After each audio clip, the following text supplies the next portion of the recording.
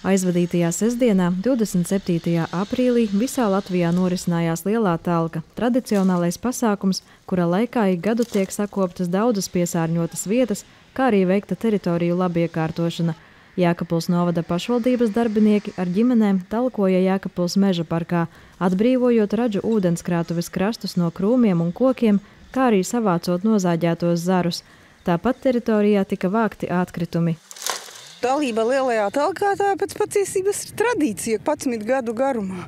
Kopš uz pašvaldībā strādājam, pirms tam arī tikai drusku citā sastāvā. Motivē tas, ka ir iespēja satikt kolēģus tiešā darba procesā, nevis tā kā ikdienā caur datoru. Un tas, ka kaut kāds rezultāts redzams ir. Manuprāt, ir forši darbs vieno. Tā tomēr ir, varētu teikt, arī kopības sajūta, arī tā atbildības sajūta, ka tu dari to vidi, kurā tu dzīvo, labāku, skaistāku, baudāmāku. Salasām visus nokritušos kokus, smuki, prieks. Šogad Jēkabpils novadā norisinājās 48 lielās talkas un 27 solo talkas. Tika vākti atkritumi un veikti labiekārtošanas darbi gan novada publiskajās vietās, gan māju pagalmos. Jēkabpils 2. vidusskolas kolektīvs Lielajā talkā pārvietoja grāmatas. Uzdevums bija sarežģīts – pārvietot visu skolas bibliotēkas saturu no vienas mācību ēkas uz otru. Ir izremontēta ēka Rīgas ielās 200, un maijā mēs plānojam jau uzsākt mācības šajā ēkā.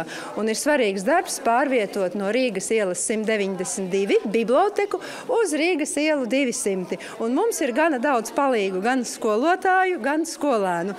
Un kā jūs varat redzēt, tā tad arī padodam grāmatas saiņojam, padodam un liekam bibliotekā jaunajos plauktos.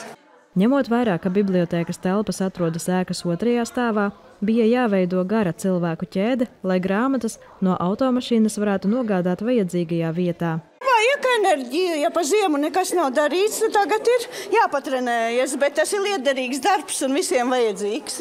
Rokas nesāp? Nē, vēl. Vēl pagaidām nē, jā. Un patīkami, ka mēs esam tik daudz un varam darbu izdarīt. Nu pat aizvadītā talka bija jau 17. lielā talka Latvijā. Iedzīvotāji strādāja kopumā 1149 talkošanas vietās.